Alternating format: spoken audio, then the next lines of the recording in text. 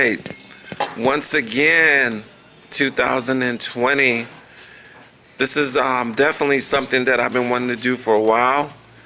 Everybody knows, like, I like to cover, very important, information, and dancers too. And this is my first edition of like covering the locker, bro. You're my first, because I've been doing b-boys for like about 25 years. I've just been covering b-boys. That's incredible. I've been interviewing like since probably like '96. I'm honored. Yeah. Dope. So you're the first locker, and there's gonna be many to come after you. Thank you. So, can you tell the audience who you are and how long you've been dancing? And first of all, let them know how old you are too, though, bro, because that's inspiring to me too. I'm 57 years old. My name is Kenneth Lavis, and I've been formally trained since 1980, but I've been dancing since I've been a kid. Okay. And so, in terms of my beginning, it all started. It's funny because this is a question that's important, because when I look at a lot of the OGs, or technically the street dancers, apart from the lockers, street dancing started for us when we were dang near babies, because we all used to Saturday morning be happy that school wasn't there, get up, eat our cereal, watch cartoons, and we couldn't wait for Soul Train to come on. Yeah. And so when you saw that show, it was such an event. You would hold the bathroom to the commercials because you didn't want to miss anything. I don't want to miss the Soul Train line. No, man.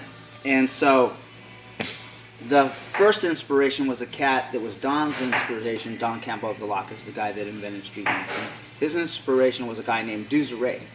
And this was a guy that was very stylish. He had a cool afro. His clothes was just right, And he was the one that I seen him do the Funky Chicken and the Monkey and a bunch of dances, and he was just this swag to him.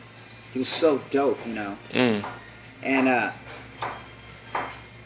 Don shared with me it was a big deal for him just to stand next to this guy, because Don Campbell was a shy person, and Doozer was the guy he wanted to be like because he got all the girls. And he's from LA too? Don was in LA dancing on Soul Train, and Doozer was his inspiration. And so people that watch the show, we kind of focus on that guy until the Lockers came on that show. And then when I saw Don and some of the other Lockers dance, that just did it for me. It didn't matter what I'd seen before. I remember screaming, man, that's what I want to do, And I just dream about it, I didn't know how I was going to learn, but all I knew that no matter how long it took, I would try to learn this dance. And what city were you living in? Originally Dana Point, California. Wait for the show come on, and just excited. But when the Lockers I would forget everybody else. I would just wait to catch them in moments, and try to copy as much as you can. We didn't have VCRs in those times, so even my friends, we would call each other up and say, "They're on, okay," So when they started working and doing commercials and stuff like that, we'd just try to catch it and learn as much as we could. So, like I said, there was no way to record things, and we would call each other on the phone, and back in those days, we had a TV guide. It was like a newspaper for television. Or the TV guide itself. And it would say the times. Right now. Yeah.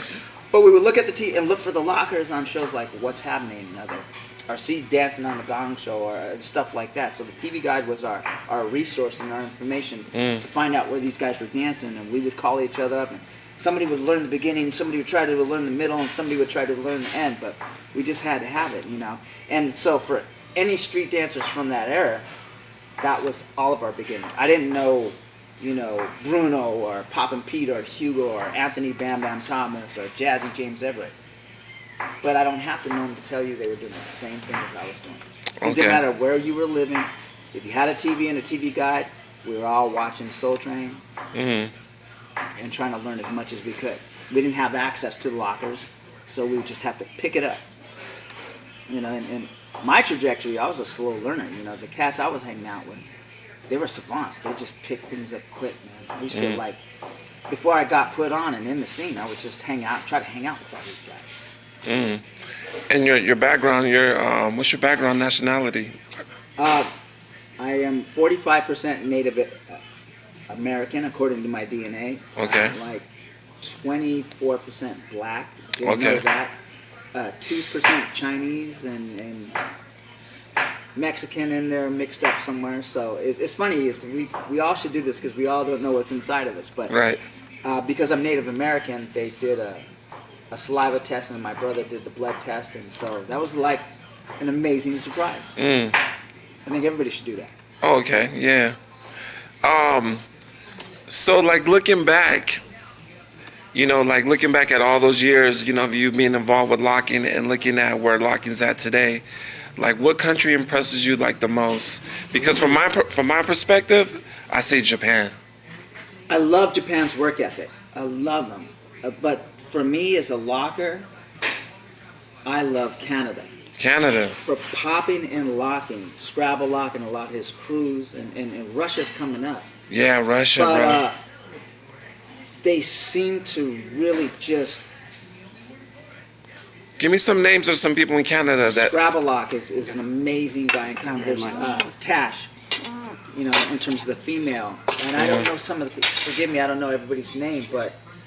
In popping and locking, Green Tech from Canada is a great popper. So, what I like about them is like, you see people that have, power moves, which I love, are great, and flavors and stuff like that. But I love when people really try to learn their craft, like Gemini from France and Vovan from Russia, and there's this new kid called Kiloff from Russia, and they just study the originals, and like I said, we all. Like Caboose will tell you, this Caboose, who I love from Orange County, will tell you that, hey, me and Kleen, we used to fly. We're all going to age, but the things that keep people relevant throughout all these years, the reason why the lockers and the boogaloos have stayed relevant is because they know their craft. So when people study their art form and they know their foundation and they know their craft, they'll always be relevant. Foundation is liberty because it gives you the freedom to create. You build your house fundamentally solid. You take what Don created and you make it your own. And so the people that study the craft, like the Japanese, are just so rehearsed. They do a routine. Flawless. It's beautiful. But just the essence, man, Canada and Russia, they all impress me. I'm impressed by all these young people, but Canada seems to be special to me.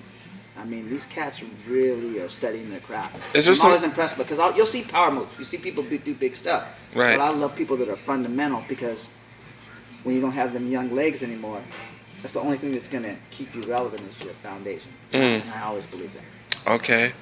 I know that a lot of times, too, like within the dance world, a lot of people really don't want to admit it, but females, me as being a young dancer, I was inspired by women first, though, by girls.